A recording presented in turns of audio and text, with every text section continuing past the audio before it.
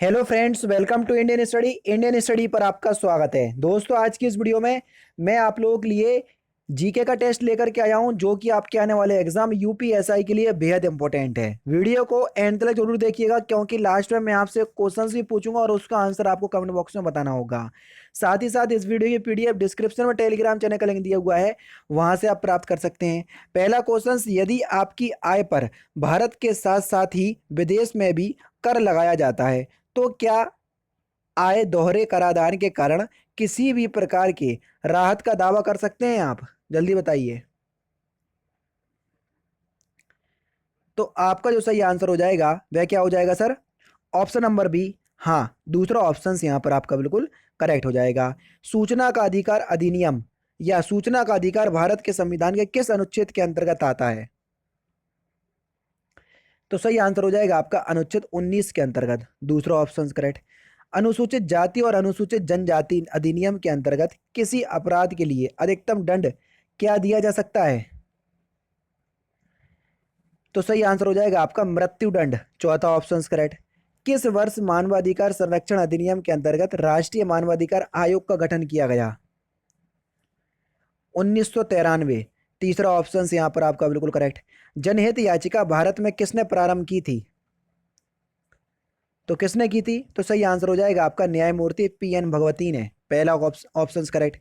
Next question start करने से पहले मैं आपको बता दूं, दोस्तों, अगर आप उत्तर प्रदेश के किसी भी एग्जाम की तैयारी करना चाहते हैं, फिर चाहे आपका यूपी एसआई हुआ, यूपी ट्रिपल एससी पीटी हुआ, यूपी लेखपाल हुआ, बीईओ हुआ, यूपी पीएससी हुआ, जितने भी उत्तर प्रदेश के अंदर आगामी एग्जाम है, उन सभी की अगर आप तैयारी करना चाहते हो तो केवल एक ही सब्सक्रिप्शन के साथ इन सारे एग्जाम की तैयारी कर सकते हो।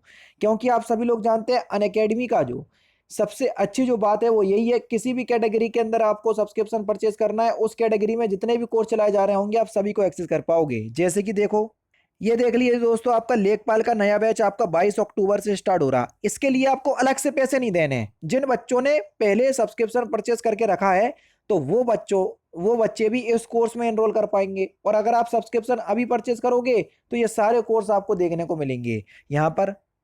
20 अक्टूबर से आपका यूपीपीएससी अगर 2022 को टारगेट मान करके तैयारी कर रहे हैं, तो 20 अक्टूबर से ये वाला बैच स्टार्ट हो रहा है, इसमें भी आप एनरोल कर सकते हो।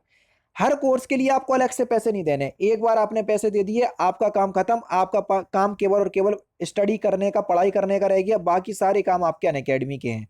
सारे कोर्सेज के लिए आपको केवल एक ही बार पे करना है, उसके बाद आपको केवल और केवल तैयारी करना है।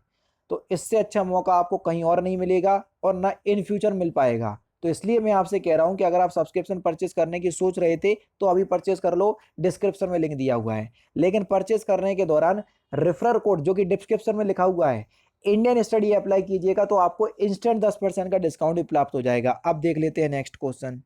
नेक्स्ट क्वेश्चन से आपके का खा को सदोष हानि पहुंचाने के आशय से उसकी अंगूठी को नदी में फेंक देता है, तो का ने क्या अपराध किया?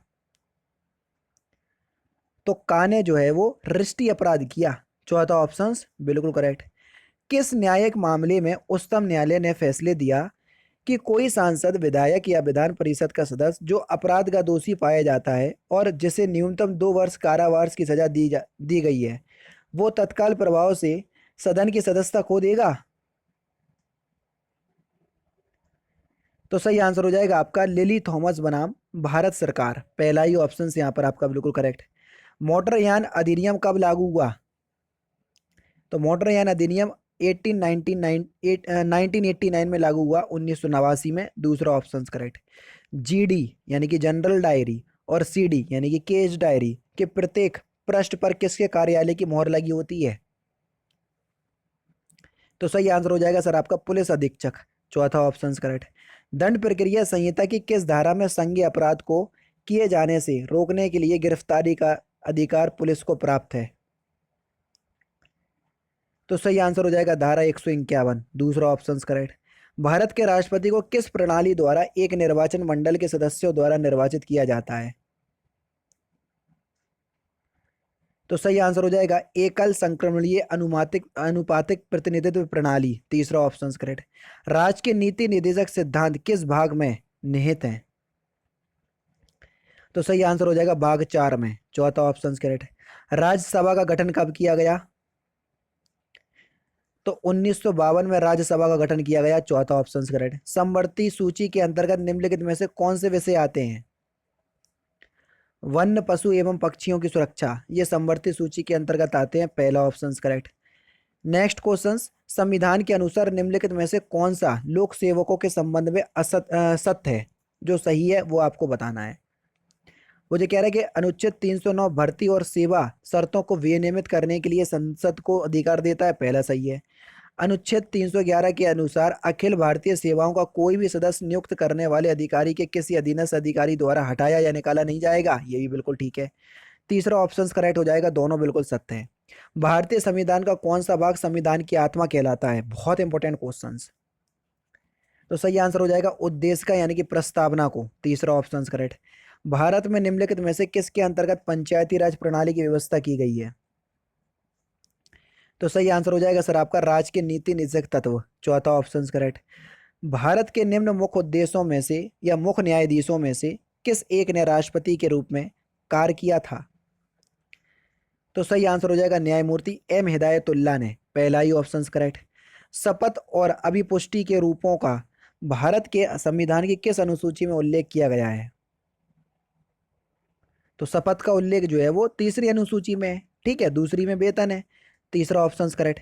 निम्नलिखित में से कौन भारत के उच्चतम न्यायालय के न्यायाधीश होने के लिए योग्यता के रूप में निर्दिष्ट करता है? योग्यता के रूप में भारत के उच्चतम न्यायालय के मुख्य न्यायाधीश होने के लिए, तो सही आंसर हो जाएगा भारत का नागरिक हो, एक या अधिक उच्च न्यायालय में लगातार 5 वर्ष तक न्यायाधीश रहा हो, ये दोनों ही सही है योग्यता के रूप में, तीसरा ऑप्शन करेक्ट हो जाएगा। भैया यहाँ पर सूची 1 को सूची 2 से मिलाना है। सांची का स्तूप किसने बनवाया था? आप सभी लोग जानते हैं कि सांची का स्तूप अशोक ने बनवाया था, पहला दूसरे से मिलेगा। ए वाला दूसरा कौन से? एक ही ऑप्शन से मिल रहा, काम खत्म हो गया। कैलाश मंदिर कृष्ण प्रथम ने बनवाया था। कोणार्क का सूर्य मंदिर नरसिंह वर्मन ने बनवाया था। बृहदेश्वर मंदिर राजा राज प्रथम ने बनवाया था, ठीक है। चलो भैया, मुगल सम्राट जहांगीर ने किस यूरोपीय राजदूत को इंग्लिश खान की उपाधि दी थी? बड़ा इंपॉर्टेंट क्वेश्चन है। तो ये विलियम हॉकिंस को दी थी, दूसरा ऑप्शन यहाँ पर आपका बिल्कुल करेक्ट। वर्ष 1934 में अखिल भारतीय कांग्रेस समाजवादी पार्टी का गठन कहाँ किया गया? 1934 की बात हो रही है, पटना में, तीसरा ऑप्शन करेक्ट। देश के प्रथम कृषि विश्वविद्यालय गोविंद वल्लभ पंत कृषि एवं प्रौद्योगिकी विश्वविद्यालय पंतनगर की स्थापना किस वर्ष हुई थी? 1960 में, तीसरा ऑप्शन करेक्ट। फिर भैया सूची 1 को सूची 2 से मिलाना है, आराम से देख लीजिए, फिर इस क्वेश्चन का आंसर दीजिए। उद्योग और स्थान के नाम दिए हैं। लौह उद्योग किस स्थान के लिए प्रसिद्ध है? दुर्गापुर। सीमेंट के लिए, अगर हम बात करें तो सीमेंट के लिए क्या है सर? मिर्जापुर। कागज के लिए टीटागढ़। तेल शोधन कारखाने के लिए मथुरा। ये सारे उत्तर प्रदेश के हैं। तो तीसरा चौथा पहला दूसरा कौन से ऑप्शंस में दिया? तीसरा चौथा पहला दूसरा दूसरे ऑप्शंस में, दूसरा ऑप्शन करेक्ट। फिर भैया सूची 1 को सूची 2 से ऐसे ही क्वेश्चंस आएंगे। आप सोचो कि मैं सिंपल क्वेश्चंस करवा दूं और हट जाऊं जो और चैनल करवा रहे, तो भैया ऐसा अपने पास नहीं हो पाएगा। दूसरे चैनल को आप जा करके देख सकते हैं, अपन को कोई भी दिक्कत नहीं है, ठीक है। लेकिन जैसे क्वेश्चंस आने की संभावना है मैं वैसे ही करवा रहा हूँ, आगे आपकी इच्छा है, ठीक है। चलिए, यहाँ पर मरुस्थल दिए हैं और जो मरुस्थल किस देश में स्थित है वो आपको बताना है, ठीक है। चलिए क्वेश्चंस देख लीजिए, यहाँ पर आपको बताना है तकला मकान मरुस्थल ये कहाँ पर है? तकला मकान मरुस्थल ये चीन में है भैया, ठीक है, तो पहला तीसरे से मिलेगा। विक्टोरिया मरुस्थल कहाँ पर है? विक्टोरिया मरुस्थल ऑस्ट्रेलिया में है।